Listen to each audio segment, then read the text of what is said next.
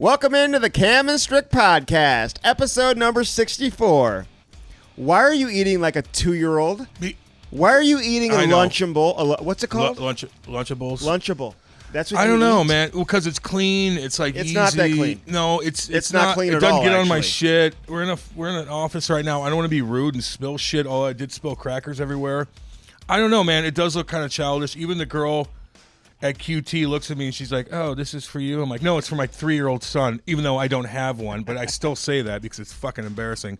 I know, it's a good question, baby. What are you looking for over there? Why don't you get your fucking shit together? I'm just trying to get things together, man. You know, it's how we do it. Another week. A lot of hockey, Andy. Another week in the bubble. I mean, these guys are surviving. 0 cases. Who would have thought that would be the case? It's crazy talk. I don't know if they're fucking throwing it under the rug or not, but it's kind of crazy how they don't have it. Of course, the bubble works. We see that happening. Although we also see in the MLB, shit's fucking hitting the fan, especially here in St. Louis with the Cardinals, things like that. Kind of a clusterfuck overall. But these guys are doing it right. The NHL is doing it right. And it's been fucking fun, man. Watching these games has been absolutely a blast. Except for the stupid-ass round robin. Oh, my God. I couldn't take it anymore. It was painful. Penalty. Another penalty. Another penalty. Penalty. You get a penalty. Now you get a penalty. Now you get a penalty. Fuck you. I feel like I'm watching, it's like a summer hockey tournament. Like, there's such a difference between the play-in round and the round robin. The round robin looks like it's a joke. The beauty league or something. Not even. Okay. They're not even toe dragging each other. It's fucking terrible. Guys don't even want to be out there. It looks like they don't really even care. And should they care? That's the question. No. Should they care? Not really. I don't hold it against them for not caring. Why would you want to truly let it all out when it doesn't matter? What's at stake? I'm trying to understand what's at stake. Nothing. Your game's at stake, meaning your pride, your confidence. And somebody said this. Keith Jones said it last night. He's like, well, at least the Blues aren't going to be overconfident, right? You fucking blow through the round robin tournament, and which would be kind of a confidence booster when you're playing teams like Colorado and Vegas and shit like that. But I think they were trying. I think Colorado and Vegas. I think you're exactly right. They were trying. They were on. And you know what? The Blues had the lead against both of those teams. They had the lead against Dallas, too, going into the third period. They got outplayed in every game. And then they got outscored 6-0 in the third period in all 3 of those games. You know the Blues didn't lose once during the regular season when leading after 2 periods? Yeah, no, that's why they're just none of them were on. And they did get outplayed. Washington wasn't on. Boston didn't do shit. No. Tampa's back and forth. Poor Didn't we Hedman say fucking that, though, ding Cam? now. Didn't we say that teams that have won in recent years, how many times did we say that? Teams that have won in recent years that are led with veteran players who have won, would they be able to manufacture enough emotion to truly look like they're playing with the level of energy that we're accustomed to seeing them play with in these round-robin games? Man. You can't fake the funk on a nasty dunk, dude. You know that. Good one. Jesus. Don't ever say that again. No, it was very frustrating. Like, turn this stupid-ass game off. Let's get going. Oh, now we got to go into overtime. Now we got to do a shootout. I was hoping no one toe-picked like Victor Hedman did the other day. But I'm glad it was a shortened overtime and just get to the shootout and get the game over with. Lord, I want to watch Columbus and Toronto. Gee, that was cool. Oh, fuck. I feel bad for the Toronto fans, man. I'm sorry. I love fucking Canadians. We talk about this all the time. We love them. They drink beer and they talk hockey. They're the coolest people in the world. The chicks are even fucking cool. They're nice. They're nice. They're disciplined. They'll fucking bring a kid in from Eureka, Missouri and treat him like gold. I feel bad for them, man. I feel bad for all these guys. Generations. It's been a fucking generation of Toronto fans that spent money and time and everything and just were obsessed with this team, and they've never seen a Stanley Cup, and they probably won't for a long time right now the way they're built. Okay, but it's not just the way they're built. I think it's more than that. I think it's the pressure that these guys feel that is created from the outside, whether it's media, whether it's fans, whether it's in your face 24/7. And don't tell me, well, they're in the bubble, they're not seeing that. It's all over television 24/7 in Canada, okay? They're still in their hometown. They're still talking to people. It's not like they're cut off from communication. They're not in prison. They're allowed to have their phones. They have the internet. They have social media. And I just know that when you're a young player, like a Matthews, you're a superstar. Marner, superstar. Even John Tavares, who's been a superstar for several years, but he's never really done anything from a team standpoint. He's never won anything. He hits posts. He hits the post. He scored a big goal in Game 4. Yeah. And he made a sick pass to Austin Matthews on the game winner in overtime. Nice pass. No look, Bozak pass. Yeah, exactly. So it was nice, though, man. Sauce, beautiful, power play goal. So I just think the pressure of being in that town, knowing you are the show and everyone's focusing on you, listen, it takes the right type of personality to be able to handle it, and I don't know many who really can, to be honest. Andy, their D suck. They got Morgan Riley, and he flies around. He's a great player. He controls that back end. You think he's a great player? Morgan Riley, I do. He's a good player. I think he's not. I thought he had a good series, but he's not Petro. Too. He's not. And then who's their second? He doesn't control the game. That's the difference. No, he doesn't. And so it's like you have Morgan Riley, who's pretty damn good. But then who do you have? Then you got a bunch of guys that are 5th, 6th defensemen, man. They just can't keep up with it. And if the big boys aren't fucking playing, then who do you have? Mm-hmm. Who do you have? You just don't have guys that can take a game over when your big boys are going. God damn, they are in trouble. Hey, I was talking to Brady Tkachuk the other day. He said Matthew Tkachuk told him, and he said, listen, I've talked to a bunch of my friends who are in these bubbles right now. I mean, he's tight with Mark Stone, a bunch of guys. Quinn Hughes is his best friend. But he said, Matthew told me that it's just like it's the world's largest youth hockey tournament. That's what it is. I mean, everyone's in one hotel. He's like, you're going to dinner. You see this guy or that guy. He's walking back from the rink. He sees Joe Sakic just hanging out reading the newspaper in front of the hotel. He's at dinner. He's got, people who are on different staffs around the league who grew up playing with his dad and stuff. He said it's the world's largest youth hockey tournament, except shinny hockey and mini sticks have been replaced by alcohol and ping pong and ping pong and whatever, and they're partying. I was told by somebody else that in the Eastern Conference bubble, specifically in Toronto, that the teams that were playing in the round robin have just been getting after it. I mean, It's been an all-out party compared to the teams that have been in the play-in round. Here's the difference. Here's the difference, though. You know what wears you out? It's not the drinking does, okay? But it's what you're doing when you are drinking. When you're going out with your boys or you're 23, what are you doing? These guys drink all the time anyway. No shit. You fucking, that's how you chill out. So that's not affecting them. When you get when you tire yourself out, it's not just your boozing, it's you're chasing fucking chicks, dude, till 3 a.m. And then what do you do? Mm-hmm. Oh, you're not over. Well, you're just gonna go to bed when you get home? No, you're trying to fucking get laid. That's another 2 hours at least. What if you're playing once every 5 days? I'm just saying, like, for them to booze there, it's not gonna like slow the guys down because everybody's in. It's when you stay out all night and you're out partying. I got you. And you don't get to sleep. But they do stay up late, and I know this that all they have is time on their hands. Like when you're not playing. You go to the rink, you have your practice, whatever. Bored, man. They got a lot of time on their hands. Oh, you're like, what time is it? It's 12:30. All right, I'll have a beer. And then you're like, okay, you're fucking bored. But I'm not surprised how it went. I'm not surprised teams that are good, that haven't won in recent years, are motivated to go out there and show that they can win because they're so much better than everybody else, like Colorado and like Vegas.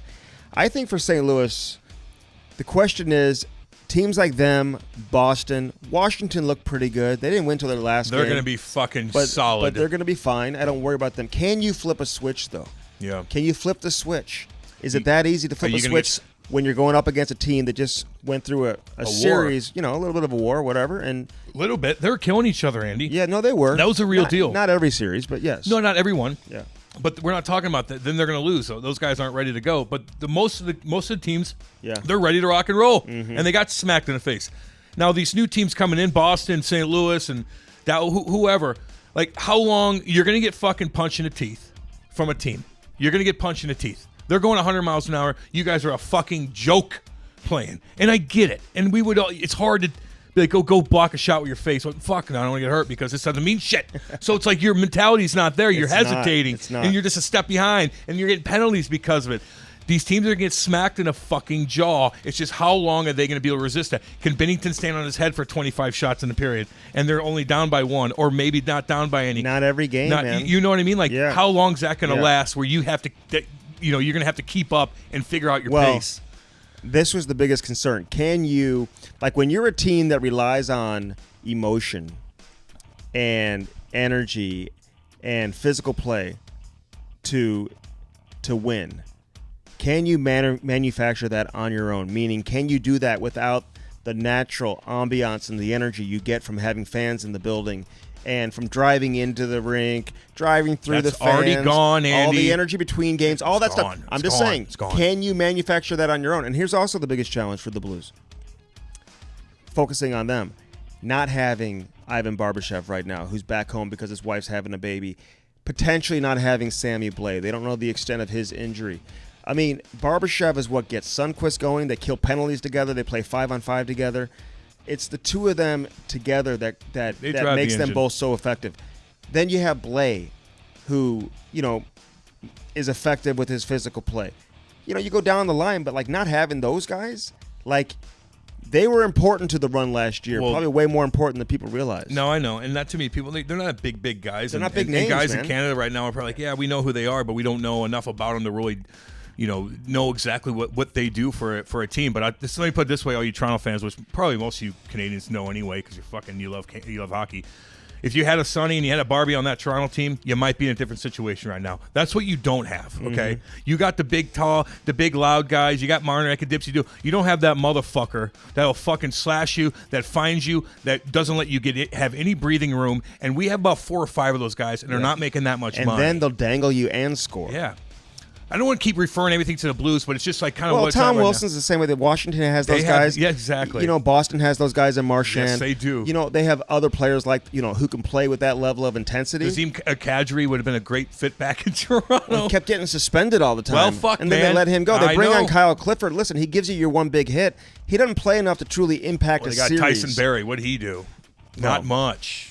Yeah, but he's not a bad player, though. I'm just saying. I don't know why he was such a bad fit with Toronto because he's going to be moving on. Not to mention their goaltenders didn't fucking save you a game. They have to win you a game once in a while. I felt like Freddie Anderson. It was only a matter of time before he was going to let in a softie. I don't know why. Oh my God, fuck are those? You're done. When you let it go in like that, you're fucking deflated. You're donezo, man. I don't give a shit if you have fans or not. The bench they're absolutely deflated. I felt bad for Jason Spezza as well. It's probably his last game. He's a great guy. Played with him in juniors. Sweetheart of a guy. Kind of nerdy, but I love him. Why is he nerdy? He's made a lot of money. Made a ton of money. He's good at hockey. I like that because he doesn't act like a fucking he's on his high horse to you. He's kind of like remember Babcock? Sat his ass out first game. Fucking Christ, man. And I like Sheldon Keefe He got out coached, dude. I don't know what he's trying to do. Sheldon Keefe did get out. He got out coached, man. He did. It was very noticeable. You talk to anybody, listen to anybody up there. Some of the shit. Johansson. He brought in a kid. He hadn't played in 5 months. 5 months, and you throw him in a mix like that. What? And you stack your lines. And the way he was stacking lines, then all of a sudden splitting them up. But hey, listen. That's where John Tortorella is one of these guys who. For the majority of his career, I have not been a fan of his. Yeah. I'm not a big fan. It's hit or miss. But the longer he does it, I start to appreciate what he can bring to the table because in the playoffs, I truly believe coaching is such a big part of it because systematically, you can beat teams that are better than you by playing a certain style of play and believing in a system and buying into a system. You can win by doing that in the game of hockey. We saw it with the Blues last year.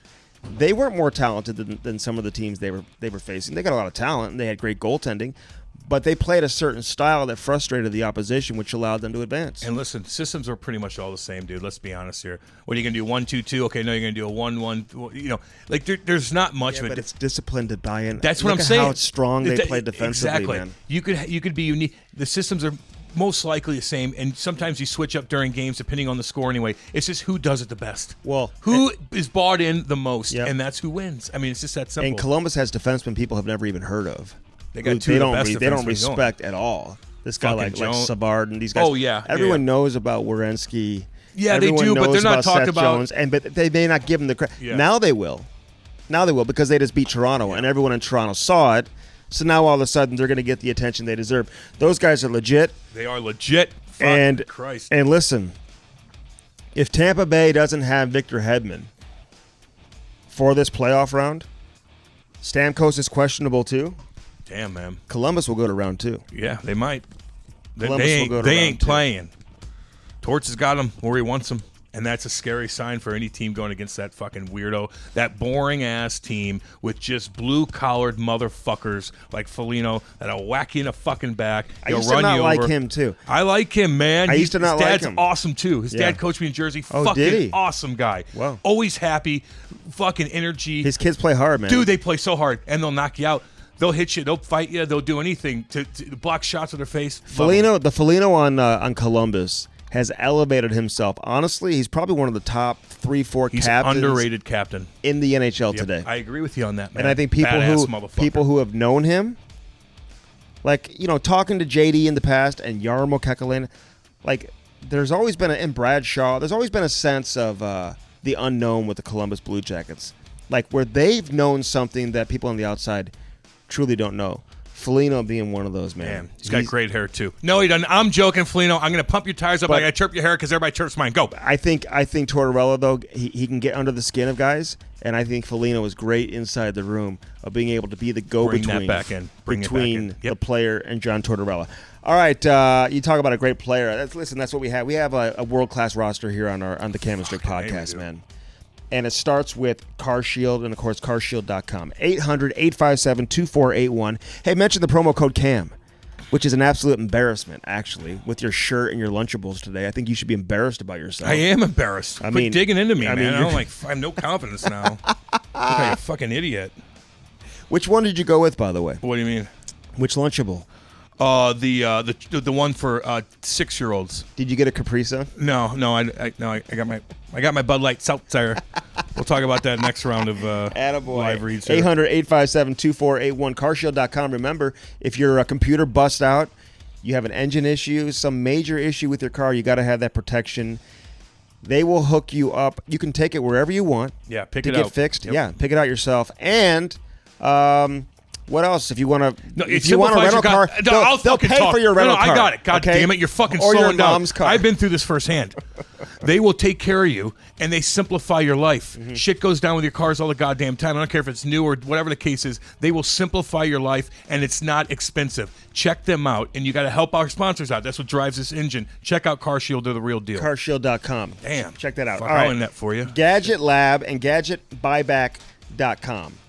Check this out. GadgetBuyback.com. If you are a business owner out there, Cam. I am. And your tablets, your phones are slowing you down, what kind of impact can that have on the business? Well, you want to slow your business down? You want the people that work for you looking at you like, I can't get out. Get out of this. Oh, God, it's shut down again. Now you're losing money. Because you're being cheap. These guys will take all these gadgets, man. They'll take it in. They'll pay top dollar for it. You re-up with some new shit so you can make some more money and not piss everybody off because you're cheap. Nothing like that. Don't be cheap with shit. You got slow-ass shit. Get rid of it. Everybody's getting pissed off. The morale and the company's low, and it's all because of you and being cheap with technology. That's right. There you go. And our boy David Long. Way better hockey player than you. No, he's not. I haven't seen that. I got to get him out there. Well, he is. I got to get him out there. He's been ducking me. He probably is. He's been ducking me. He probably is. He's been ducking me. He probably is. 877-772-8880. Upgrade your tablets and your phones today. Don't be slowing down. Yeah, and don't be a hillbilly having a cracked-ass phone trying to talk to chicks. You're a loser when you do that shit. Yeah. Get that fixed. Okay. HockeyTraining.com. Dude, I love you. Listen, now they have Hockey Training TV, too. Where you can go on there and watch videos. We're going to watch some videos. You're going to watch some fucking videos. You need to watch some videos. No, you're going to watch them. Dude. I noticed this about you last time. But what? You were a little out of breath. No shit. I could be out of breath. You're the one that needs to make the team, bruh. I've been on the team. I got a 15-year fucking deal. I could play like shit and be fine. You, on the other hand, don't make the boys chirp you. You're huffing, and puffing. I know. Maybe I am. I'll admit that. I probably had like 6 or 7 Bud Light Seltzers before I went out there. Imagine if I didn't, I'd be toe dragging the fuck out of you. Here's the point. Be a better hockey player, Andy. Yes. I'm telling you this. Yeah. You should do some of these, man. The box jumps, they got to lay it all out for you. You know, you instead of go to Gold's Gym and creep out all the chicks and not do a goddamn thing because you're intimidated around everybody else who's throwing weight around. Do this. You could do it in your office. You could do it in a lot. You could do it all damn day long, and it'll help you out at hockey. So when you walk in that alumni room, and me and all the boys in the corner are looking at you like, oh, this fucking guy. How much is he paying again? Don't be that guy. Get your shit together, Andy. Okay. Yeah. Did you write it down? Did you write that down? Yeah, I wrote that down. Write it the fuck down. But I wanted to ask you Jesus this, though. If you're a men's league player, seriously, if you're a men's league player, you're playing once a week, twice a week, and you're going to the gym, you pay a bunch of money for a trainer, and you're training to, I don't know what you're training for, to bulk up. What are you training for? Why you spend, how much money that is with a trainer? You can do that shit yourself. They show you how to do it. Why can't you just fucking do it? What do you need a trainer for? I needed one because they're a professional athlete. What do you need one for? Jeez, Lo, to hang out with a bunch of chicks that have trainers? Figure it the fuck out. They show you every step. Yeah. Save you a ton of money. Okay, so check that out. Lord. Hockeytraining.com. Just hook yourself up. Parents out there, too. Do the best for your kid. Should kids play other sports, by the way? Absolutely. Abso-fucking-lutely. Play everything to become an athlete. You play everything from soccer to baseball. I wrestled, ran track. All that shit. Were you a good wrestler? Yeah, dude. Why do you think my neck's so big? Were you a football player? Yeah, inside linebacker. Did you ever lose in wrestling? Oh, yeah. I lost to a guy with a half an arm. Oh, Lord. He was fucking strong with his right arm. Oh, my God. Oh, well, you know what, man? I give that guy or girl a lot of credit. It was a guy, I think.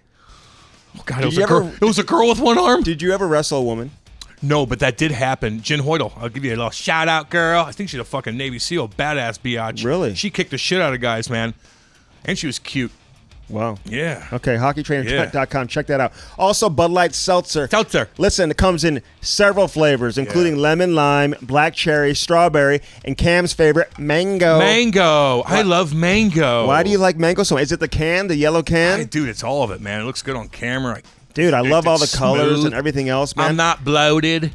We just had the weekend. I see Bud Light Seltzer everywhere, dude. It's all over the boards and the hockey games. It's everywhere. It's everywhere. Everybody's drinking it. Yes. It's a cool thing to do. Yes. If you're a young kid and you're 21, you're at the lake, whatever the case is, you have a Bud Light Seltzer in your hands, the chicks are looking like this cat knows what he's doing. Is it the perfect drink for the lake or what? It is. And you can mix it with shit too, man. I'd make a fucking cool cocktail, put a little seltzer in there, this, that, do. You're rocking and rolling, dude. Yeah. It's multi-purposed. Have you tried the other ones, or do you just drink mango? I like the mango, baby. I've tried them all, and I like them all. But the mango really does it for me, Andy Strickland. The mango. All right, Cam's favorite is the mango. Check that out, man. Have a few tonight. Yeah. You don't have to wait for the weekend. Hey, it doesn't leave you hungover. No, you don't feel bloated. No. You get skinnier drinking it, I heard. Yeah. Less than 100 calories per can and less than a gram of sugar, dude. Dude.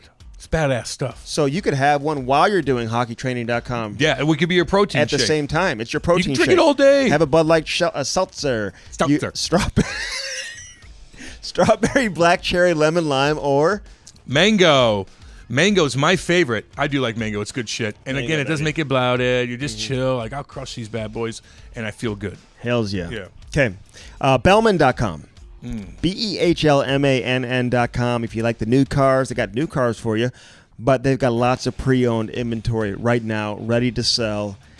Best deals of the year, man. Do not wait on what they're offering right now over there at Bellman.com. They got the Chrysler, Dodge, Jeep, Ram on one side of the street in Troy, Missouri, Cam. Yeah. On the other side, they got the Cadillac, the Buick, the GMC. So lots of inventory, kind of like Bud Light Seltzer. Yeah. They got flavors.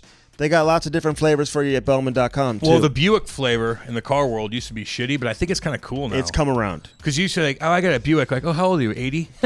No, not the case anymore. Not anymore. No, you're Tiger Woods now if you got one. That's right. Badass Dude, they're stuff. sick.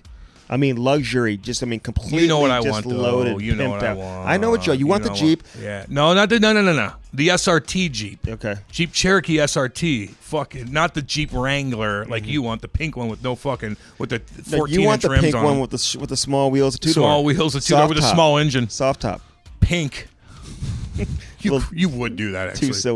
Two-cylinder, like barely getting up the road. Fuck that. I want that shit kicker fucking SRT, baby. I want that Escalade. Danny Boy knows that too. Yeah, he does. And you know, you're comfortable going there too. Again, I always say it.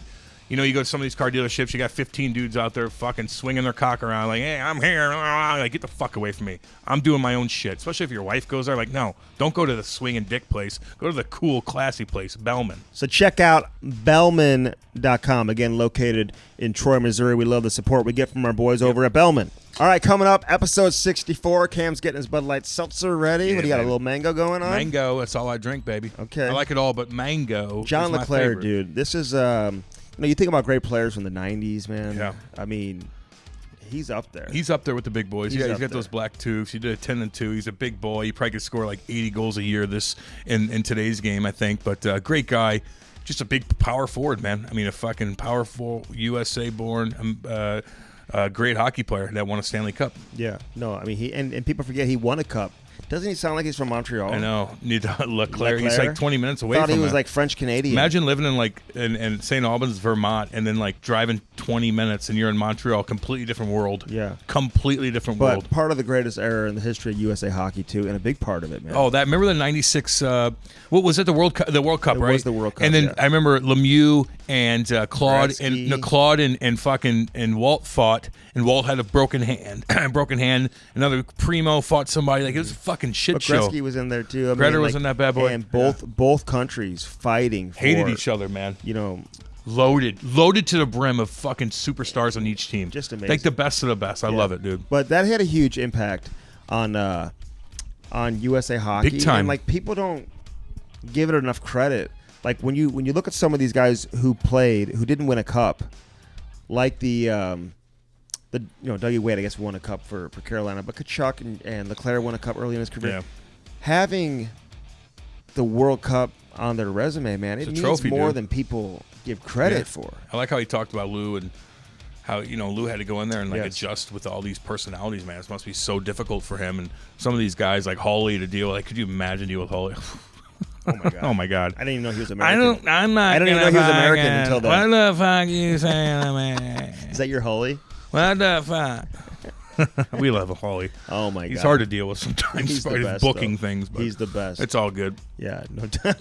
No doubt. No doubt. Anybody's ever dealt with Hawley, But- it's not easy to book but shit with that motherfucker. 3 consecutive 50-goal seasons and Yeah, played dude. on one of the most famous lines in the history of hockey, dude. We don't Yeah. see that too often. I like when lines stay together and they have an identity. You don't see Yeah. too much of that. No, you don't. Right? But the No, Legion because of shit Doom, changes, man. dude. He played with Eric Lindros. Well, you got to be consistent, and dude. Michael Renberg, Look, you know? the reason why they stay together because they're fucking good and they're consistent. If they weren't, they wouldn't have stayed together. No, So you're in right. order to stay together, you Hey, fucking be consistent. you gotta have Easy star- you peasy, gotta have baby. star power, too. Figure it out. That's right. All right, so John LeClair, man, this is cool.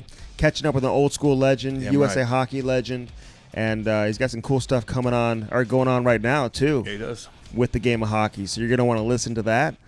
Plus his take on playing with Crosby when Crosby first came into the league. He played for Ken Hitchcock. Had some interesting things to say about a lot of these different things. Episode number 64 with John LeClair right now on the Cam and Strick Podcast. Where you at right now? You off near Philly? Like, tell us about your setup. Yeah, I am. Living in Philly. I've been there ever since I retired.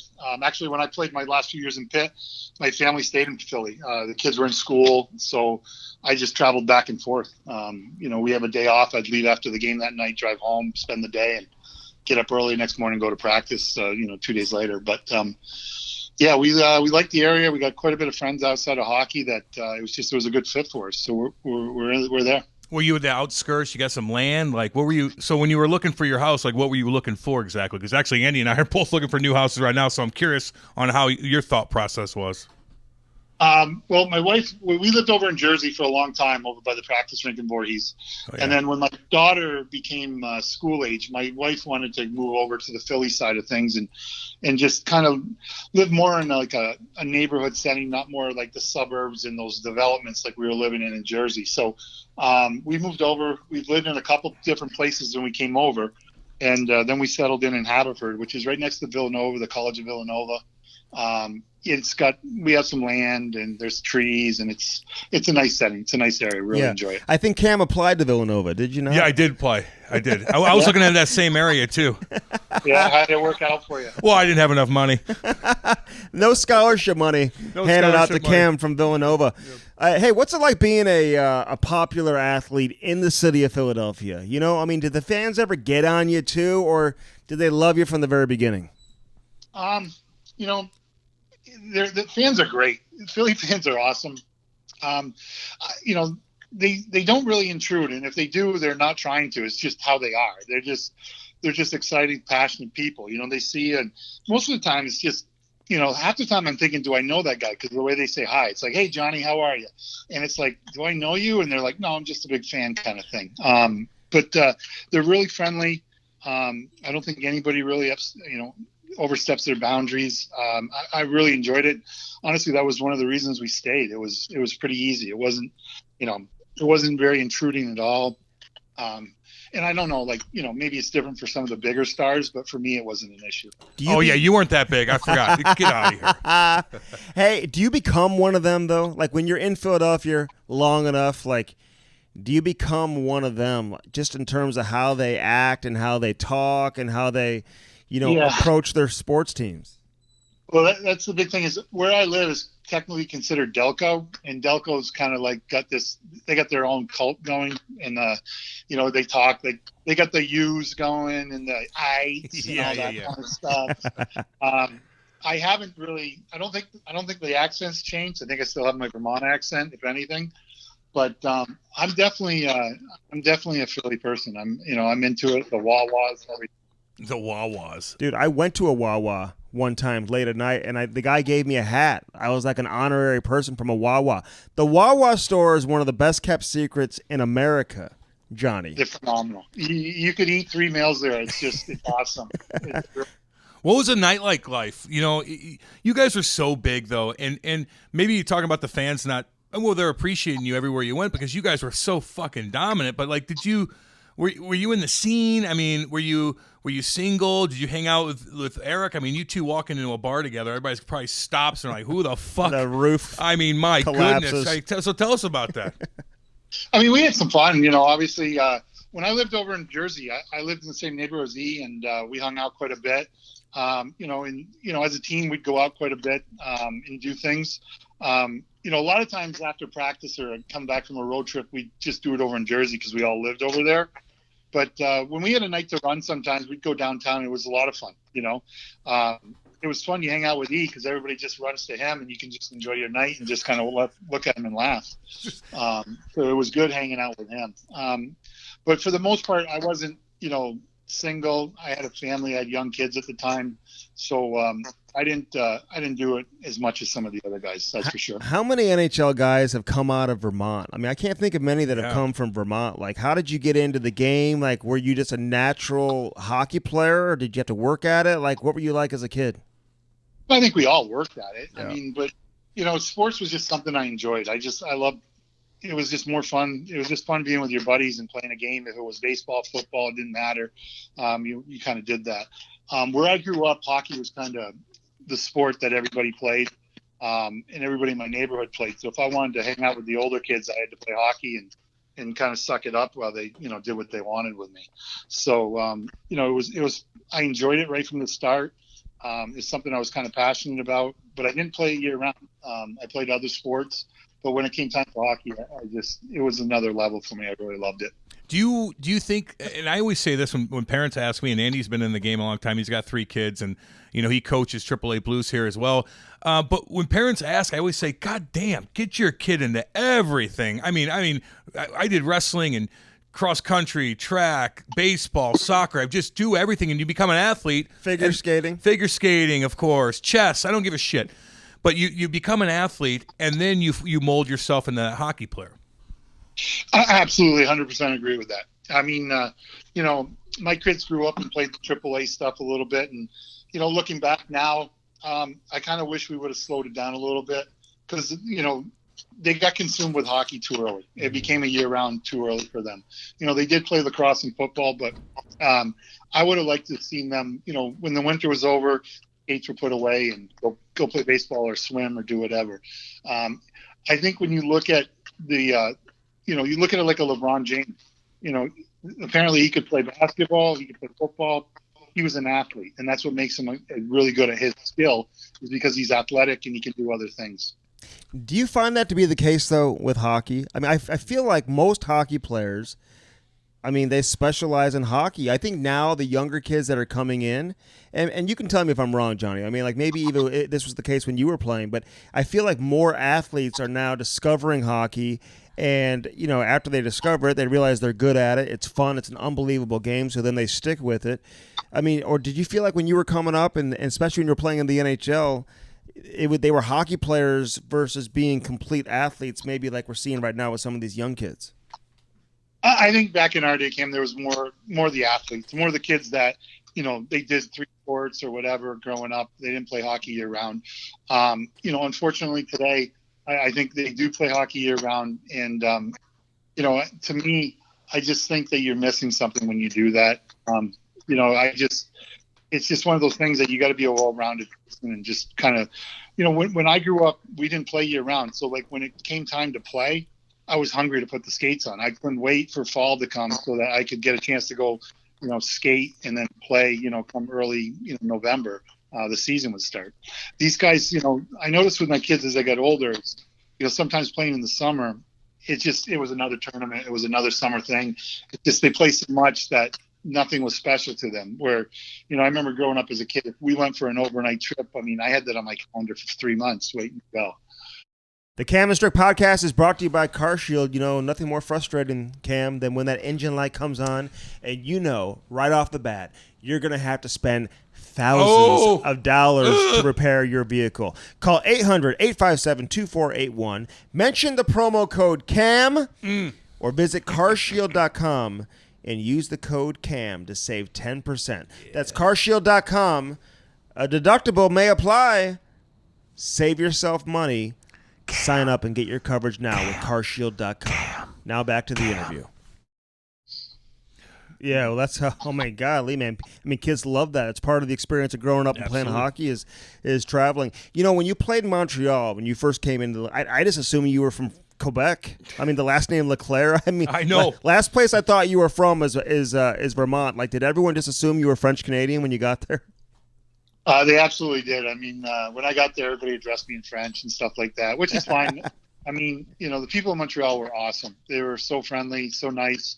And I think, as you guys know, everybody speaks English in Montreal, so I was able to get by, and I picked up some French also, which helped. But yeah, Montreal is a great city and great place to play and win a cup. Isn't that weird though? Like, you're a young kid, and you know you get thrown into that mix with all those monsters that came before you, the pressure on you. Like, where'd you live in Montreal? When I got there, I lived downtown. I got an apartment, you know, downtown. I think it was like maybe 6 blocks from the Forum. Oh yeah.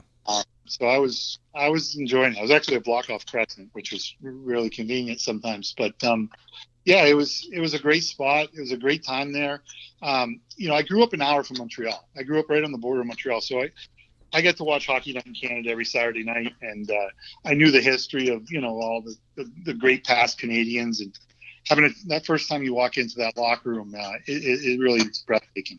Isn't it nice to have Hockey Night in Canada on in the U.S. right there, Vermont, and Buffalo had it too, and shit like that. You're like a Canadian. You are. You might as well say you're from Montreal. You're like a Canadian. You are. Yeah, you're a Montrealan. That's for damn sure. I tell you right now, I am 100% a U.S. guy, and the one thing with our town is we might have been 10 minutes from the border, but it was a New England town. It was all Red Sox, Boston Bruins, you know, Patriots, Celtics. It was a pretty New England town, though. Just making sure. Isn't that weird, though? Don't break my heart now. You're a legend from the '96 World Cup now, Johnny. Come on. Well, we're gonna be getting into that, but isn't that weird? Like, it's what a culture shock from, you know, a 50-mile radius. It's absolutely crazy. Who was your roommate? Whenever you're growing up in Montreal? My roommate, or did you live with anybody? Were you by yourself there? And on the road, who was your roommate? I lived with I had an apartment by myself when I was in Montreal for the first 2 years, but I lived in a building with like Russ Courtnall, Paul DiPietro, Matty Snyder. We all kind of lived in the same building, so we all kind of hung out quite a bit. And then my wife to-be came and lived with me my last year in Montreal, so you know, it was fun. And then when you know, my roommates there is my first year, I roomed with Ryan Walter. And then my next year I roomed with Todd Ewing. Oh, okay. And he was a different guy, but I really enjoyed spending time with Dewey. Man. Well, we know him. We know him very well from I know St. he's Louis. the St. Louis. Yeah. But what a guy. Yeah, for sure. I was wondering if you guys crossed paths, and I know he was on that Cup-winning team and tells great stories from that. And Shane Corson was there. Yeah. I mean, just the introduction for you to come into the National Hockey League. Like, I'm curious, man. Like, when you're young, you first come into the NHL, you're making money, you're playing in a hockey-crazed market like that. And, I mean, it is the number one event in town. So it's Saturday night, you play a game. I mean, after the game, like, can you go anywhere? Did you like being recognized? I mean, what was it like just to kind of learn the introduction to being a professional hockey player in a market like Montreal? I mean, as a young kid, you get there, you got money in your pocket, you come from college where you were broke the whole time and you owe money. You're in that city where people know who you are, even though you're playing fourth line, and they treat you like you're a first liner. It was a little bit overwhelming at first. I definitely enjoyed myself, going out, having a good time and taking advantage of the CH. But, it's just, it can get too much. I mean, there's a lot to do in Montreal at night, that's for sure. Oh, I know. We had a nice little rookie party up there with the Blues. But yeah, always fun going to Montreal like that, man. And so the media could be great, right? You're playing great hockey. You're the new guy. You're big. You got great flow. You're doing your thing. You got black toques out there. You're getting a lot of attention. But when did it change? Like, was there any spot where you're like, oh, the media just turned on me. I had 3 bad games in a row. Like, was there a point where like, holy shit, okay, now this is a dark side of what I got going here? I mean, when I first signed, I signed for the last 10. I left college and I signed for the last 10 games of the year. And I actually had a pretty good run. I scored 2 goals and had 5 assists or something in the 10 games. Like, I did all right. And then the next year I went to rookie camp and I did okay. And went through camp, and then the season started and, things didn't go so well. I found out the regular season's a long grind, and I had a marginal year at best. They didn't really pick on me. If they did, I didn't know about it because it was French and all that other stuff. Red Fisher was the Gazette writer, and Red was hard on me, but he was fair. I wasn't that good my rookie year, and it was fine. But ignorance is bliss. I didn't really understand or didn't hear about a lot of it. So, no, it didn't bother me. That's the bottom line. What about a guy like Pat Burns? Like, how did he treat you as a young kid coming in? Like, was he good to you? Yes and no. I mean, Burnsy was awesome as a person. And I became better friends with Burnsy, much better friends after he wasn't my coach later on when I got to know him better. But he was hard on me, which is fine, because as a young kid, you need somebody hard on you, to teach you the way, and I don't mind that, and it's fine. But Burnsy was tough on me. I mean, he was from Vermont. Burnsy had a place in Vermont, a summer cabin, so he talked to me a couple times in the gym. We just talk about Vermont, but other than that, it was kind of hard getting a high at Burnsy. What about Jacques Dermers? Like growing up in St. Louis, he was kind of a legend here. He coached the Blues for a few years. Like, how smart was this guy as a hockey tactician? Like, I mean, was he next level? Like, did you love playing for him? Honestly, as a tactician, I don't think Jacques was very high on the list at all. I think as a human being and as a person that realizes people's personality, Jacques, he's off the charts. And I think that's what made him so successful. I don't know if Jacques was such the X and O's guy, but he understood everybody's different personalities so well. And he knew what buttons to push. He knew when to kind of be hard on a guy, when to be soft, or when to talk to him. There was nobody better than him. And I think that's one of the reasons we were so successful with Jacques. I think he understood everybody was different.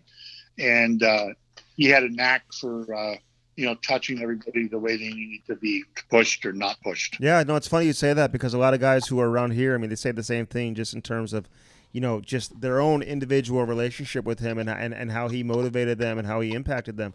What's the story about him being dyslexic? I know he came out with it, and I think he wrote a book about being dyslexic. Like, were you guys aware of it when you're playing for him, or like were you shocked? Tough as a coach. Were you shocked to learn about this later in life, or was this something that was discussed when you were playing for him? No, I mean, when that came out, that was news to us, and to me at least. Maybe somebody else knew, but I didn't, and nobody told me. When he revealed that was news to me. He must have been a 55-year-old man by that time, and he hit it well, and he must have had a lot of tricks to keep hiding it. But that was all news to me. Man, it's so funny you say that because, I mean, even players for the Blues who played for him back, they say they didn't know either. I mean, it's almost like what does it even crazy. mean? Does it mean you can't write? I think you read backwards. You read backwards. Yeah. I think I do that too. Yeah, you might, man. I mean, it's a serious thing, but the fact that he was able to overcome it. So what'd you do with the Cup when you had your Cup party? And I mean, geez, man, was there a bigger name? I mean, obviously there's some big names you played with there in Montreal when you guys won the Cup, but to be a young guy and win it and to impact the series the way that you did, man, you just had to feel on top of the world. There's no better feeling, I tell you that. That parade going down St. Catherine Street, or actually, down Sherbrooke, it was the best feeling in the world. When I had my cup for a day and a half, and at the time I was running a charity foundation for youth charities in Vermont, and so the first night we had a dinner for like all my the big sponsors. We had a dinner and a private party for them. And then the next day, during the day, that night, I took the Cup. After the dinner was over at 9, I took the Cup and I had a private party with just my buddies and I. And we had a lot of fun with that. We had guys dressing up in my hockey gear to take pictures and like they won it and all that kind of stuff. It was a lot of fun. And then the next day, I did a public sign at our hockey rink in St. Albans for anybody that wanted to come by. And I did that for like 5 hours, I think, taking pictures and signing autographs for people. Hey, let's talk about the new Bud Light Seltzer. Oh, yeah. It's an easy-drinking, hard seltzer that comes in 4 delicious fruit flavors. Black cherry, strawberry, lemon lime, and Cam's favorite, mango. Oh, With mango. only 100 calories, 5% alcohol, and less than a gram of sugar, you might as well have a few tonight or this weekend. Go to BudLight.com to buy Bud Light Seltzer online. Must be 21 years of age or older. Bud Light Seltzer. Unquestionably good. Yeah. Now, back to the interview. Isn't it weird when you get the Cup like that? You just don't want to go to sleep. You're like, I got to enjoy this. You got a day and a half. It's like the time goes by so fast, I assume. But I wanted to get into, playing with Patty Waugh. Like, when you were young in practice with him, he already had a Cup under his belt. Like, would you come down and would you shoot high heat on him? And if you did, and zip past his helmet, or maybe you clipped him in his helmet, did he give you that look that Marty Brodeur gave me every time? That's why I shot low every single practice, because I didn't want to hurt the goalie. So how was he in practice? How was he as a guy, and of course as a player? Well, you don't play 16 years in the league by shooting at your number one goaltender's head, especially when you're a rookie. Damn it, I should have known that. Cam would. If I don't know how to shoot high anyway. He could lift it. No shit. When it came to Patty, I shot right for the big pillows. That's nobody's going to do that. Patrick was awesome. I've never seen a more competitive guy in my life than him. There's not a guy that wants to win more than I saw than him. I mean, everybody says they want to win and stuff like that. But to me, Patty's was a different level. He really is. And just a great competitor, loves to compete and wants to win whatever he does. He was a great teammate too. I mean, he didn't say much in the locker room, but you go have dinner or whatever, you're just hanging out with him. Very personal, very nice. And to me, when I was playing on the fourth line, he treated me like I was just playing on the first line power play like anybody else. He was a really good teammate. But what do you mean by that? Like, I've heard other people say that nobody wanted to win quite like Patrick Waugh. Like, yeah. What would he do? Like, if you guys lost, would he just like lose his shit? Like, what do you mean by that? Well, I mean, we're in game 3 of the Stanley Cup, and we're going to overtime. We're down, and we're tied 1-1, and in the series, and Patrick goes, "They're not going to score him," and he just meant it. Like, when he spoke, people listened. And, if we were in a slump or something, guys would stand up and stuff. And, he didn't have anything to say. He wouldn't say anything. But if he had something to say, it was just like, the Pope was stopping. Everybody just stopped everything. No, not a question. They're just paying full attention to what he's saying. And it came from the heart, and you could tell he meant everything. And anything he said he's going to do it 1,000%. Did you ever play with anybody that even that came close to having the command of the dressing room like that ever again? I mean, even with the international competition, Philadelphia, Pittsburgh, whatever, did anybody come close to what you're describing from Patrick? Some guys came close. To me, obviously I was a young kid too at the time, so I was a lot more impressionable than some of the older veterans. They don't see it the same way, but that's the way I saw it. But as I played on other teams and stuff, there was other guys that had that command. I mean, some of the international teams we played on, Chelly was a guy. When Chelly said something, guys just stopped what they're doing and listened to him. There was a lot of guys like that. All the Montreal boys. Well, you had a couple character guys, Chelly and Lyle Oldline. I saw Lyle one time. Chelly, I didn't play with Chelly in Montreal. Oh, Team USA. Team USA, okay, yeah, because he was already gone. He was in Chicago in the early 90s. But you did play with Lyle Oldline. And, I did play with Odie, oh, yes. God, I hear some stories about him. I remember seeing him one time in the middle of Exuma on a private island. We pull up, and all of a sudden he's sitting there with his wife and two buddies in the middle of nowhere, and I hung out with the guy all day. But you hear stories about Lyle, and I was in Jersey and things like that. But was he just a character or what? Was he kind of lively in the locker room and then take all the boys out? Or explain how he was. Yeah, I mean, Odie is definitely what you call your character guy in the team. Odie's a guy that when you don't play for 2 days and guys go out, like the next morning he's got the floor on the locker room getting dressed ready for practice. Odie was a lot of fun to hang out with. Always had a smile on his face. Just a great teammate, really great teammate. And he enjoyed life. He had a lot of fun when he did. I want to get back to Big E. I mean, listen, the line you played on, I mean, listen, it's been well documented. Everybody knows the Legion of Doom, one of the most famous, hockey lines really in NHL history when you look at, how much success you guys had individually and then together. But like Eric Lindros, man, I mean, he meant so much to your career. He made, you guys better players. I know you impacted his game as well, but when you saw him get hurt and go down and deal with the injuries the way that he did, what was that like to witness that firsthand? With these injuries, it was tough. I mean, the guy played such a rough game that he was getting dinged left and right. And it's back in those days, you got done and just kind of shook it off and you went back. You didn't miss a shift, those kind of things. I know he got hit really hard in Pittsburgh by Kasperitis, took him off. And then obviously the big one with Stevens. It's just too bad because, to me, during that time, I don't think there was any player that was more dominant than he was. He had it all between the strength and size he had, and then the skill level that he could do it at. It was something to watch. I mean, he did it every night. He was a beast on the ice. It was disappointing that it cut it short. That's for sure. Yeah, no, it's just crazy. And to think that he never played for Philadelphia again after the Stevens hit. Listen, we've had Stevens on the podcast, we've had Kasperitis, and we've had Lindros on here as well. You look back at the Stevens hit. I mean, the game has changed so much to where it is right now. I mean, probably it'd be a 20-game suspension if he were to do that today. Yeah. But were you guys thinking at the time that was a legal hit, and he just got caught, or were you thinking that he crossed the line and that was an illegal hit, and you guys were looking for retribution against Scott Stevens? Like, how did you guys approach that as a team? Well, the situation was Game 7 of the Eastern Conference Finals. Yeah. So the retribution thing's kind of tough to do. Yeah, maybe, but I think it was a tie game or we were down by a goal. It was still a tight game because I think we lost by a goal in the game anyway, late.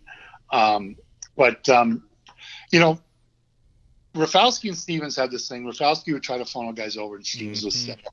I mean, they did that. They did that a lot. I mean, it was how they did it. Did Stevens have to hit him there? Probably not. No. Did he hit him hard and kind of he had the puck and everything? And back in those days, you could take a guy's head off like that. Yeah, you could. But it was definitely unnecessary. And there should have been retribution for that. What did that do to the Flyers organization? Yeah, the city too. And just God moving almighty. Forward, just in terms of, I mean, it ended Lindros's run with the Philadelphia Flyers. Cup run. Where was the window with the organization at the time? If he would have stayed, and if that hit never happened, what could that have meant for the Philadelphia Flyers? If that hit never happened, I don't know if he still would have been a Flyer. You got to remember he came back to those last two games. He was out for a long time before that. Mm-hmm. And there was tension that was mounting even before that hit happened. So I can't speak for E, but I just, going back on the situation, there was still a lot of tension even before that hit. So I don't know what happened in that off season. You guys had such a good team, but you came across, and it's kind of like the Blues did in the 90s too, where they had great teams, but then you deal with a couple big boys like Colorado and Detroit at the time, and you had to go through the Devils and Detroit. Like, what do you think the biggest thing was that you guys just couldn't get over that mark and win that Stanley Cup with the powerhouses you guys had on that team? It's a lot of things. It's just, and that's the thing with winning a cup. It takes one thing that you're just not in tune with, and they can expose that, and you don't get to the goal. Looking back, and I've said this a couple times, I think we could have won 3 cups. I really do. I think we had teams that were good enough easily to win 3 cups. But we ran into some really good teams. We ran into those, that Berdor Devils team, the trap team in the early 90s or mid 90s. And then, we ran into Detroit. They were a powerhouse that nobody really knew about at the time. And, it turned into they weren't a dynasty, but people realized those 3 Stanley Cups, how great of a teams that we lost to. Cam and Strick Podcast here for our boy Dan Bellman with Bellman.com. Yeah, baby. You need some new wheels? Why not get a Cadillac, a Buick, a GMC? Yeah. Head out to Troy today. And again, don't forget about Chrysler, Dodge, Jeep, Ram right across the street. No doubt. Right there in Troy, Missouri. Visit them online. Check out their new selection, the pre-owned selection, the best service you will find anywhere in the country. Bellman.com. BEHLMANN.com. Get yourself some new wheels in time for the summer. Yeah. Now back to the interview. I mean, you had 3 consecutive years of 50 goals or more, man. I mean, people may not know that. I mean, people who really followed hockey during that time are well aware of your offensive ability, your goal scoring ability, how great of a goal scorer you were. But I bet you a lot of people would be surprised to say, God, man, I didn't know he scored 50 goals 3 consecutive years in a row. What do you attribute that to? What was the reason for you having so much success as a goal scorer? Who do you credit for that? The biggest reason is, I got a chance to play with Ian Renton. Playing with those 2 guys, it made a world of difference. I mean, in Montreal, we definitely played a little bit more defensive style. And when it came to Philly, under Murray, we were able to kind of be free a little bit in the offensive zone and take some chances, and it really helped. And then, playing with a guy like Lindros, everybody's attention's on him. It wasn't too hard to get open. And he's got great vision. Same with Rennie. Playing with those 2 guys helped. And then also, we had good teams. So, even if they stopped our line, there was other lines that could score. We had some pretty good talent. So as a team as a whole, we were tough to stop. Does Renberg get enough attention? I mean, gosh, he was pretty solid, 2-way player, mucked and grind, but wasn't loud. You guys got pretty much all the attention, you and Eric, of course. But, I mean, is he underrated? Absolutely. Rennie's as much a part of that line as any of us. He contributed just as much as the rest of us. I mean, nobody was better on the forecheck than Rennie. The guy could skate. He had great vision, and he had a nose for the net. He really loved to drive that puck to the net and create a lot of havoc, take some D with him. And, the way he forechecked, he gave a lot of room for Eric and for myself and loose pucks. He was a tremendous player. Who's responsible for putting you guys together? Because line combinations, you know this, John. I mean, they don't stay together very long anymore to form those type of lines. I mean, Craig Berube is one of the only guys that'll leave his lines alone, win or lose. I mean, he just lets guys play through it where you can establish some chemistry with one another. But who first put you guys together? And did anybody ever try to separate you and you guys were like, hold up, no. You were like, he's staying with us. We're playing with Mikael Renberg. So when I got traded, Clarkie called me, and at the time I was playing a little bit of center and left wing. And I asked Clarkie, I go, where do you see me playing? And he goes, I see you playing left wing with Eric. And I was like, I'm on my way. I can't wait. And then, after the first game, I don't think Rennie was on our line. And then the second game, Terry Murray put Rennie on our line. We had a really good game against Jersey in the afternoon. And then he just kept that line together. And from there, we kind of just kept growing and growing. There was times during games where just if we were losing or something, they'd change it up and, maybe move me or move Rennie off the line, stuff like that. But for the most part, we stuck together. Why did Montreal trade you?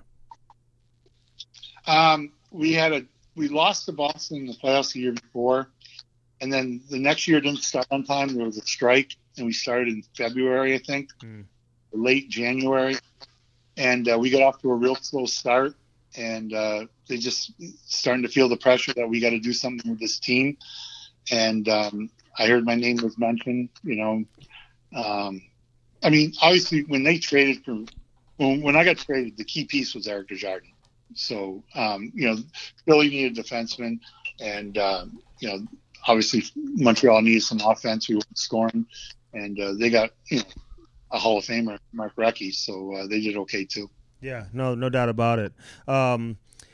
You played for some interesting coaches, man, including Ken Hitchcock. And I know Jeremy Roenick came over, man. You played with a lot of different players too, but did you like playing for Hitch? What was that like? I mean, you guys kind of loaded up at that time. You had a lot of good players. Do you feel like you could have maybe even gone farther than where you went when Hitch took over?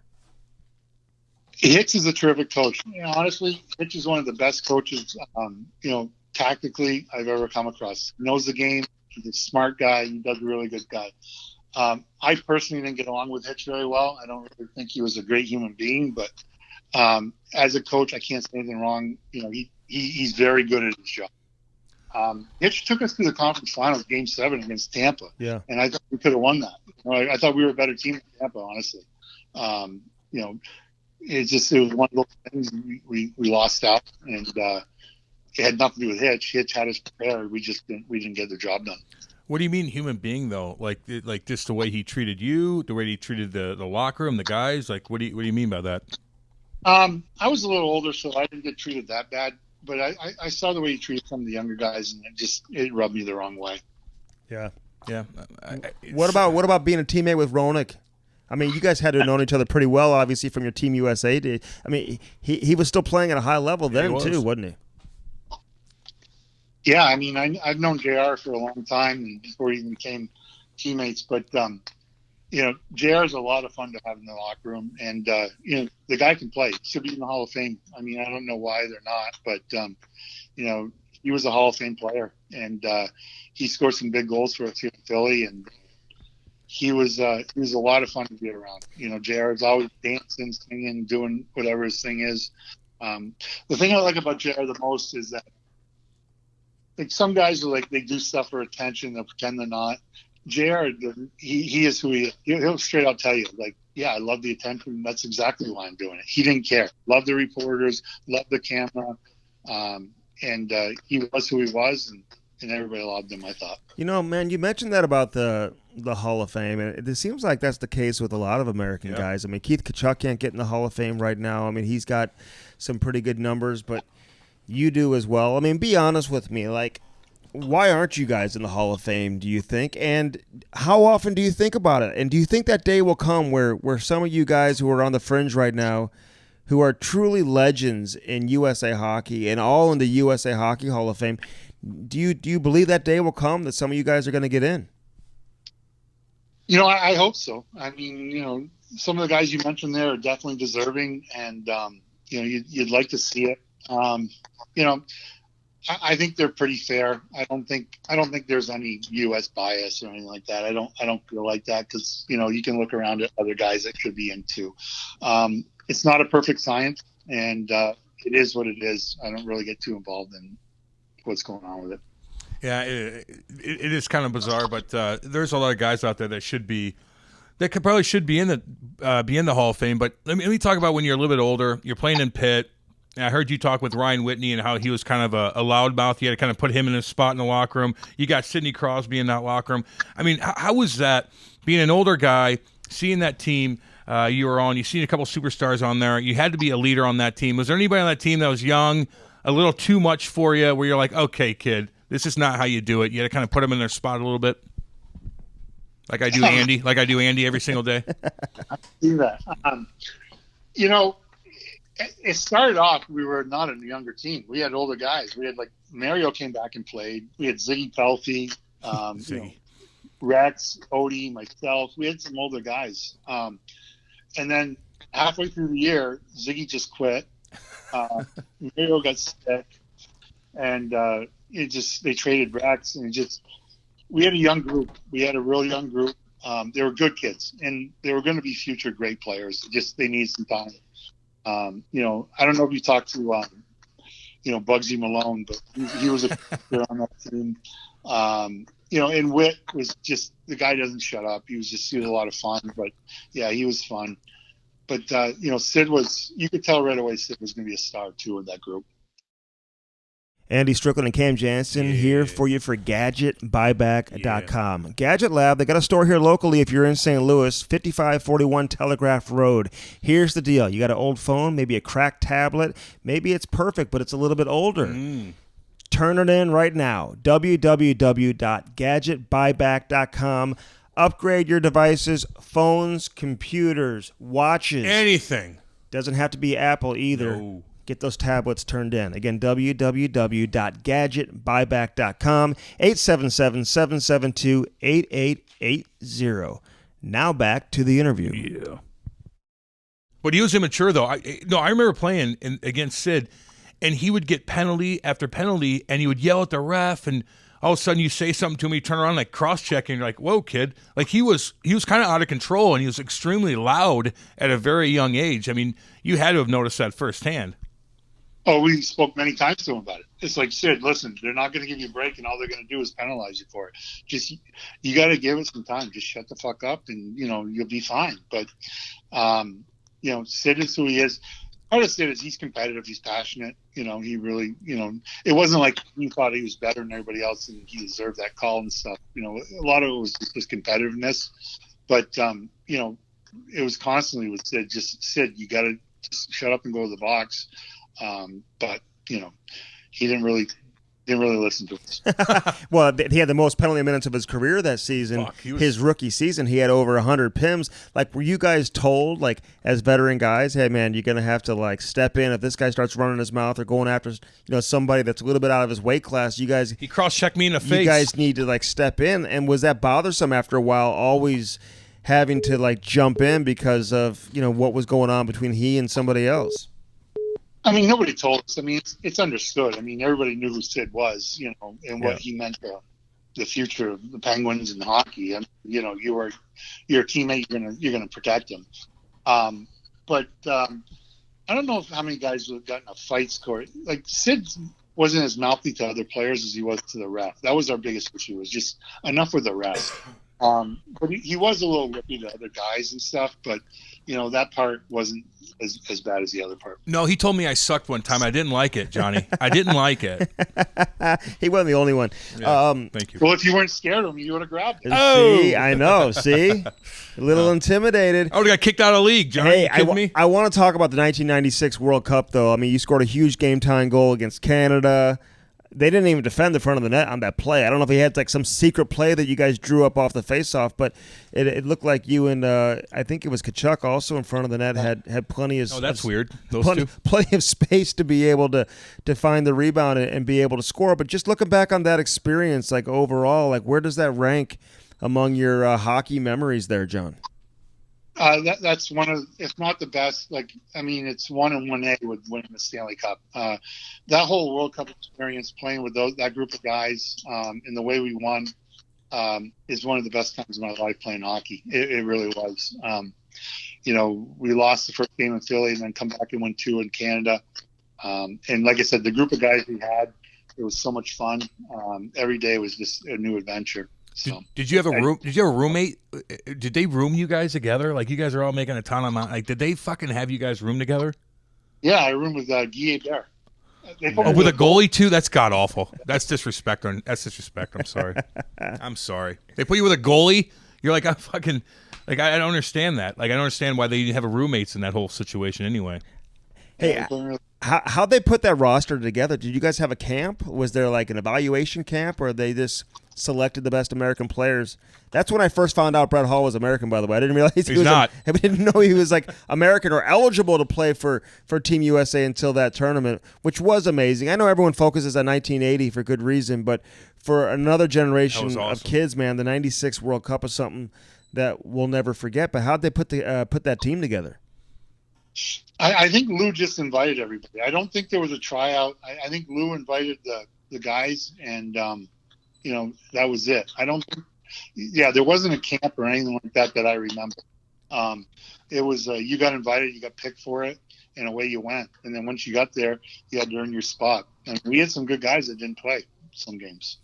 Well, you're dealing with Lou for the first time as well. How did he orchestrate that whole thing as far as keeping everybody in line? And when you're not used to dealing with Lou on a consistent basis, I mean, it's a wake up call sometimes. So how did he juggle everybody's personality? I thought he was awesome. I thought Lou treated everybody professional.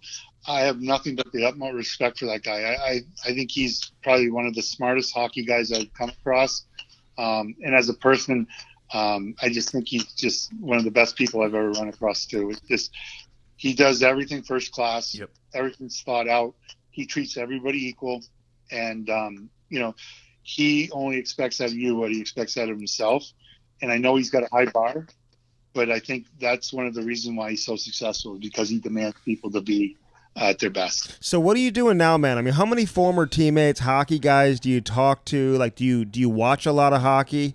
And I mean, have you ever tried to get back into the game? Do you ever see yourself getting back into hockey? Like, what's the future hold for you when it comes to the game? Yeah, I'm working out. I think I can make it. I'm going to, Andy can too. He's thinking the hey, same you thing. should just check out hockeytraining.com. Yeah, man. there you go. We're promoting our guys. It'll get you back in action in no time, Johnny. Perfect. You might make the alumni squad in St. Louis, and Mikey Keene might invite you back up to Winnipeg for one of those fantasy camps. That's all I'm trying. I'm just trying to hang on to my old fantasy camp stuff. That's all I'm trying to do. Aren't they fun though, Johnny? They're hilarious. But did you ever get back in the game? Like, did you ever want to? Did anybody ever call you and say, "Hey, come work for us"? Well, for the last 9 years, I worked for an agency, so I was in the game a little bit with that. I got into an agency and I was invested in there, so I had a lot of interest in it, and we represented some really good players. So, what agency? Sports Professional Management. So, who were some of the big dogs? Like Johnny Gaudreau, Corey Krug, who else? Ben Saad, Orpik. We had some of those guys like that, so that we were busy, and so now I'm not involved with them anymore. Now I'm going to do this thing called 3 Ice. I don't know if you guys heard of it, but it's going to be awesome. What is it? 3 Ice is going to be a professional hockey league that plays in the summer, and it's going to be 3-on-3 tournament style. And we're going to visit 7 cities, and then once the 7 city tournament's over, the standings of the top 4 teams will go to Vegas and play for the cup. Okay, John. Okay, we already have summer hockey right now. I scored 6 goals in Winnipeg. You saw that firsthand. I'm getting the invite. I'm putting together a team. I want to coach a team. You need toughness. I want to coach a team, Johnny. I want my own team. Wow. And we're gonna have you. Listen, you're gonna sponsor. We're gonna bring you on to the Cam and Strick podcast. Oh my God. But did you not know they already have summer hockey going on right now? They're stealing your idea right now in Toronto and Edmonton. But it's 5-on-5. They are, but it's 5-on-5. So, and we're hoping that this is a one-off and we're going to be fine. But no, it's going to be incredibly. I mean, you guys, what do you think of overtime? 3-on-3 is the best part of it. I love it. I love right. it. Now when do our guys? The goalies love it too, Johnny. Are guys going to get paid? Like how's this going to work? Like how you going to pick the 7 different cities? Guys are paid. They already got a list of cities that are going on. I think, preliminary, nothing's in stone, but some of the cities they've mentioned is like Hershey, Providence, Quebec City, Laval, Pittsburgh. You better bring one to St. Louis, Johnny. We have the nicest facility, probably United States. Johnny, bring one to St. Louis. You could have this. You could have the final played right here inside the Centene Community Ice Center, which is like this beautiful new $80 million facility. And we'll get like 20, 25 people to watch it. And we'll get you free ice too. Let's go. Yeah, well, I think we're going to pack the buildings. I think it's going to be exciting. They've done a really good job. E.J. Johnson, he's done a great job of promoting this. They got TV contracts. The guys are paid. They're looking for, guys that just finished up, guys that are going to be on a PTO that want to play during the summer, looking to, showcase their talents. It's going to be highly competitive. It's just going to be exciting. It's just going to be awesome. Okay. Well, we just had Ryan Smith on, and he wanted to try out for it, but he wanted to know if there's any hitting involved in it. because we don't want to go through that again. That is so is there going to be is it checking in there? Is there going to be guys hitting each other? What's the deal? It's going to be. There's not going to be any checking, no fighting. So perfect. Good. I'm in. It's going to just be a lot. It's going to be a lot of action, a lot of goal scoring, limited whistles, and it's going to be quick. There's going to be 8 teams. They go to a city, and if you lose, you're out, and then they play off to whoever wins that tournament, that city. Wow. And what are you, the commissioner? I'm coaching a team. Okay, I want to coach a team. I'm putting a team together. Andy, he heard you the fucking first time. Jesus Christ. I'm going to send you my roster. He's not worried about you. We got a good team out of St. Louis here. I'll have my agent talk to you. They already locked up the coaches. They already locked up the 8 coaches. Well, then I'll do TV. No, he'll be a massage therapist with small hands. Johnny, thank you so much, man. I'll have my agent call your agent. We'll work out a contract for this 3-on-3 because I'm pretty good still. But it's good to talk to you, man. And I had a blast with you up in Winnipeg. Hopefully we go back up there and have some fun, bud. Yeah, looking forward to it. Thanks, Johnny. Appreciate it, See man. you, big dog. We'll talk soon. Thanks for having me, guys. Take care. See you, buddy. Bye. That was Johnny LeClair. He's from Vermont. He's not French-Canadian, Cam. No, he's not. Okay? In case Fooled you me. didn't know.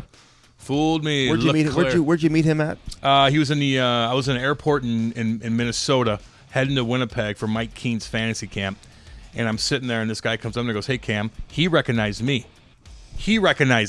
Andy. At the airport, we sat next to each other, had a couple Bloody Marys, cruised up to Winnipeg, had a great time. Well, and he can still play? Yeah, he can still play. He can move around.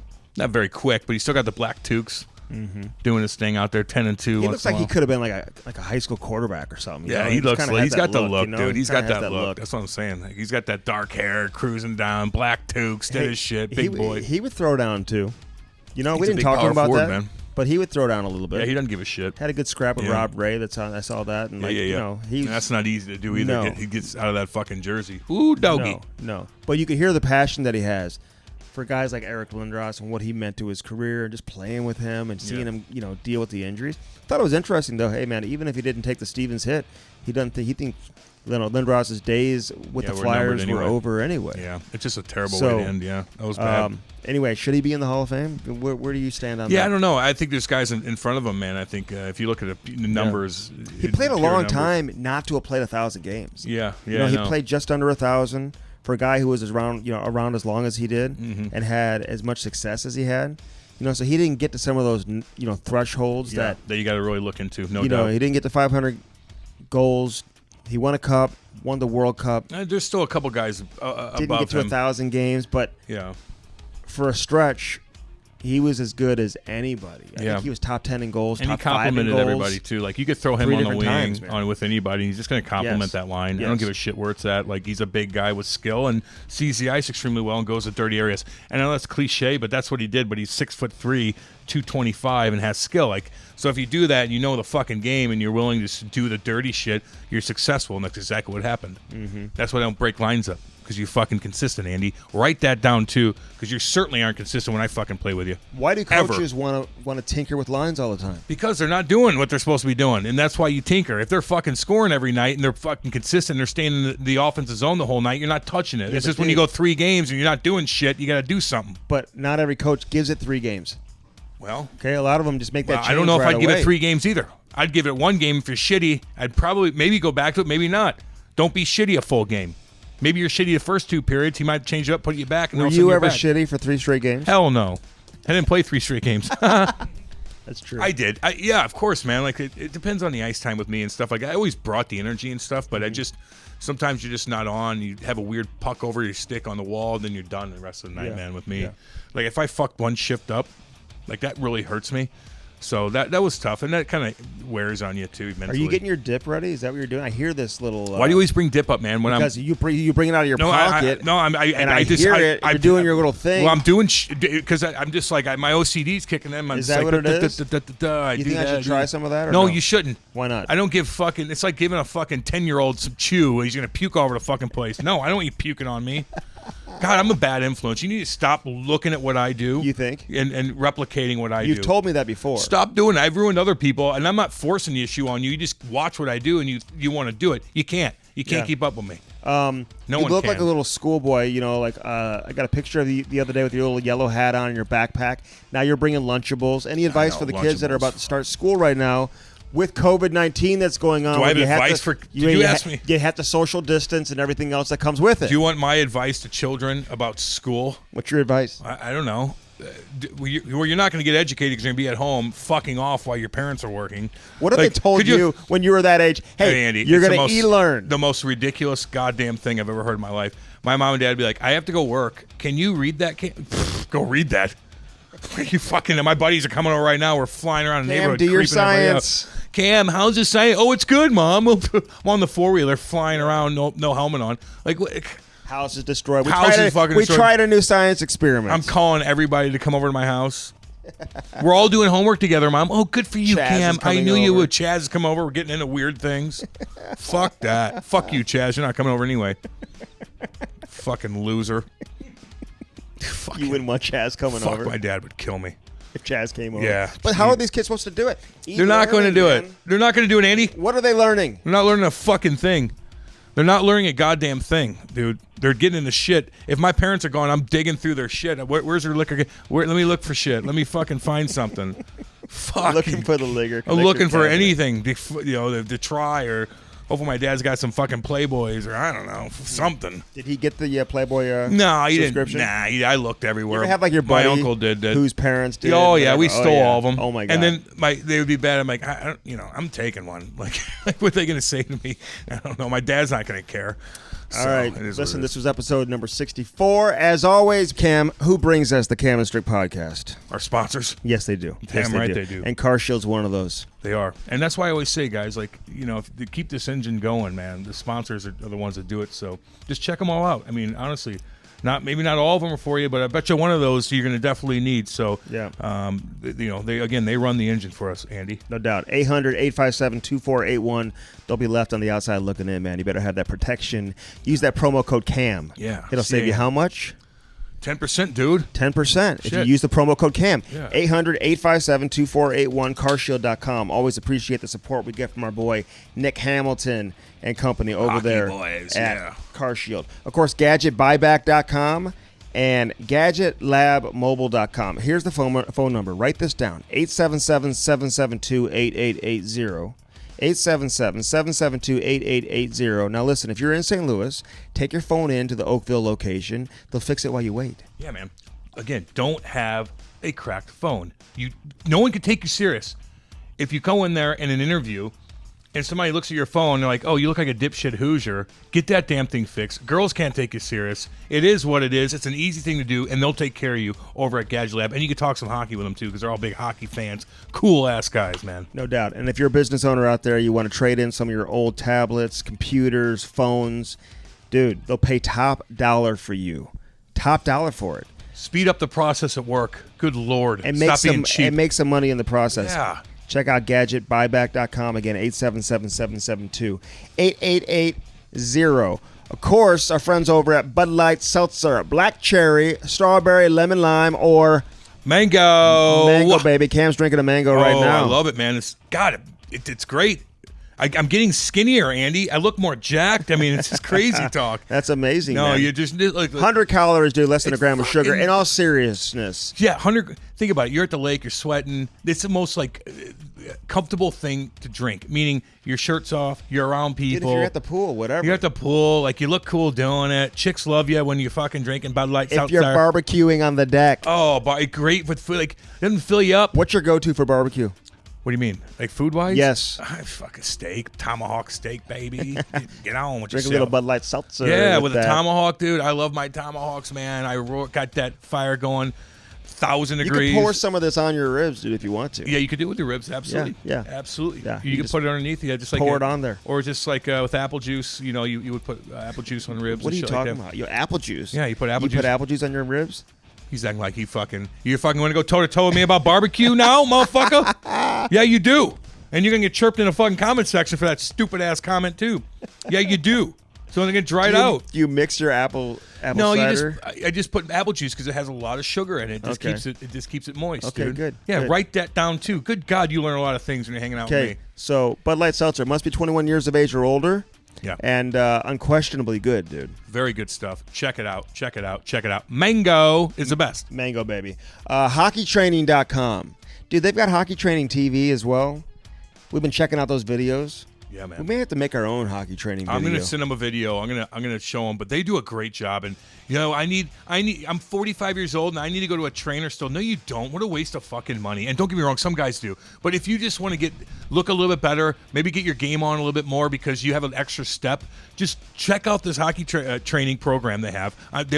The box jumps, they explain everything to you. They simplify everything. You could do it at your house. You could do a 30-minute workout. You could do it in the locker room. You could do a walking warm-up before you go on the ice. You'll be a better hockey player, and you'll look better. So you're actually working out and getting specific things accomplished, not just going in there and creeping out a fucking chick on the goddamn treadmill.